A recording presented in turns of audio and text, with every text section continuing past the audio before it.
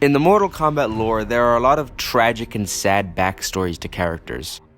A lot of these have been adapted to movies and to shows, and they've been done very well for the most part.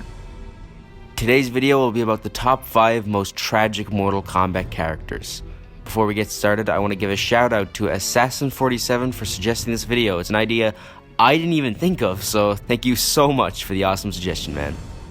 Make sure to like and subscribe and follow me on Twitter, and if there's anything you want to see me cover in a video, make sure to put it down in the comments below, and if I make a video about it, I'll give you a shout out.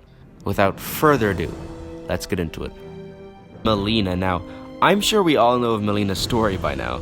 In the original timeline, she was created by Shang Tsung, but she did have, of course, the Tarkatan mouth, which was almost definitely a big insecurity for her in her entire life, and was the reason she dresses the way she does to show off her attractive side, and not the mouth she was ashamed of. In the original timeline, she's always been seen as a second-rate Katana, I think, and was probably seen as Shao Kahn's second favorite daughter. And in the current timeline, there's a lot of potential for her to have a sad story, genuinely just wanting to have a normal family with Katana. Melina's story is just wanting to be accepted. She's always looking for approval from Baraka, for example, and always serving a master aside from in Mortal Kombat X. Melina's entire purpose was to replace Katana, and she was seen as a failure in that regard. Katana. Now, Katana is my third favorite female character, and we all know she is Edenian, and we all know what happened to Edenia. Thousands of years ago, Edenia was conquered by Shao Kahn through Mortal Kombat, and of course King Jared was killed, and Shao Kahn took Sindel as his wife. Katana obviously was the child of Sindel and King Jared, and when Shao Kahn invaded Edenia, Katana was a very, very young child and wouldn't be able to remember any of this. And we all know Sindel committed suicide, and Katana was left solely in the care of Shao Kahn. Now, in the original timeline, Shao Kahn truly did care for Katana and raised her to believe he was her true father. But he knew one day Katana would learn the truth and rebel from Shao Kahn's forces, which is why he commissioned Shang Tsung to create Melina, who would grow up with Katana. In the current timeline, however, it is a bit different. In the current timeline, Shao Kahn didn't really care about Katana, if we're being honest, and Katana didn't grow up alongside Melina because she hadn't been created after all. When Katana discovered Shao Kahn wasn't her real father, Shao Kahn completely disowned her and just admitted to everything and sentenced her to execution. Her story is tragic because Katana grew up truly believing Shao Kahn was her caring father, and in the original timeline that Melina was her sister, and she just discovered her whole life was a lie. Her life up to that point was nothing but manipulation and lies, and she's also been brainwashed multiple times in Mortal Kombat, for example in Deception by Onaga. Number 3 is SubZero. You might be thinking, how is SubZero's story tragic? And in the original timeline, it isn't as tragic as it is in the current timeline. In the current timeline, SubZero's been through a lot. Like in the original timeline, of course, his brother died, but he was forced into becoming a cyborg against his will. He was brought back to free will by the Earthrealm Warriors, though. Then he realized he had done a lot of bad things on behalf of Shao Kahn. Then to find out his brother had been corrupted to such a big extent by Quan Chi. Then obviously he was killed by Sindel and turned into a cyborg revenant hybrid or something. Then he was actually returned back to his physical, non-cyborg form by Quan Chi, but obviously he was still a revenant, which must have been excruciating.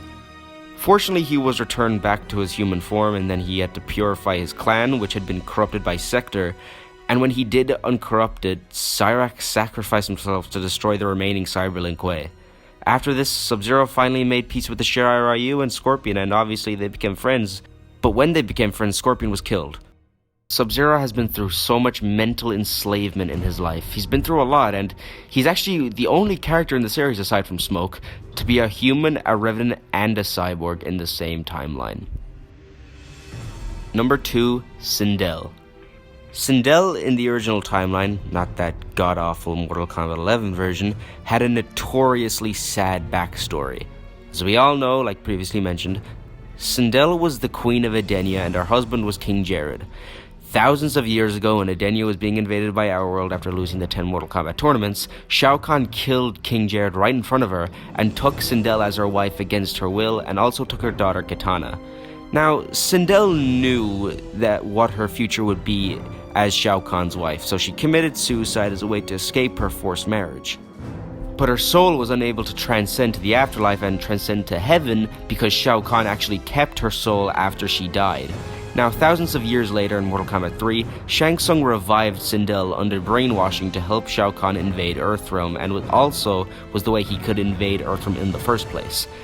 Eventually, near the end of the invasion, Katana managed to undo the brainwashing that had been put under her, and now years later, Katana had been brainwashed to serve Onaga in deception, and the roles had been reversed this time. Sindel joined forces with Katana's lifelong best friend Jade, and managed to undo the brainwashing Katana had been put under.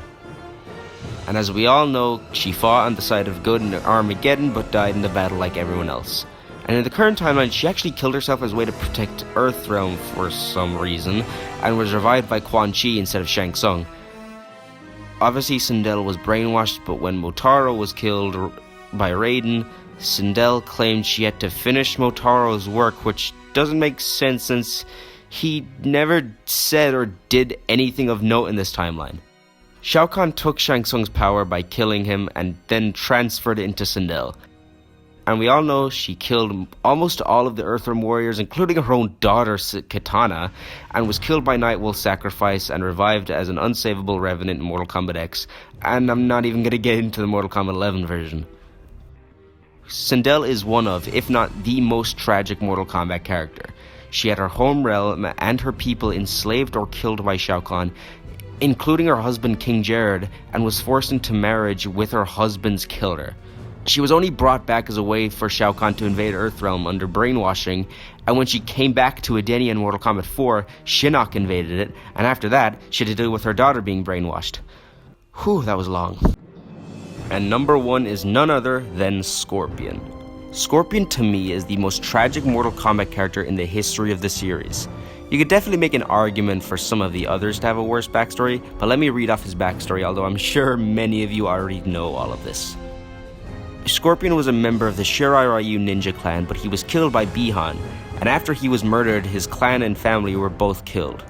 Now, this was not known by Scorpion, but this whole thing was organized by Quan Chi, who had put Scorpion and Bi-Han on the same mission, and the Lin Kuei's payment was the destruction of the Shirai Ryu. Now, Scorpion was sent to the 5th plane of the Netherrealm, but he had a choice. Either burn and suffer in the Netherrealm, or return to Earthrealm as a Spectre and seek his revenge. Scorpion returned to Earthrealm to kill Bi-Han, and they both would meet in the Mortal Kombat tournament where Scorpion would kill Bi-Han. Obviously, in Mortal Kombat 2 and Mortal Kombat 3, the younger SubZero returned and Scorpion decided to be his protector. However, in Mortal Kombat 4, it turned out Scorpion's family actually survived the massacre, but the younger SubZero had killed them. Scorpion would find SubZero and defeat him. Scorpion defeated SubZero, but before SubZero could explain to him that it wasn't him who killed his family, he passed out.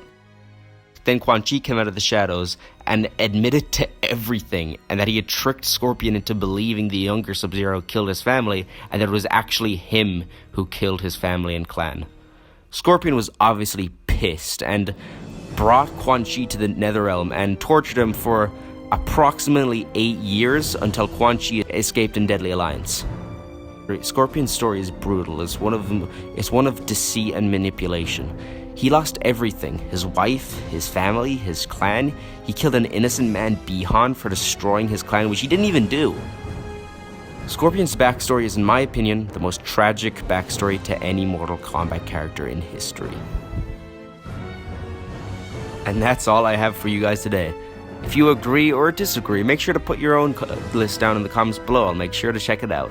If you have anything you want to see me make a video about, make sure to put it down in the comments below, and if I make a video about it, I'll give you a shout out. Make sure to like and subscribe and follow me on Twitter. It helps this channel way more than you would imagine. Thank you all so much for the support, and thank you all so much for an amazing 2022. I know I'm a bit late on this, but we made so much progress in that year, and here's to an even better 2023.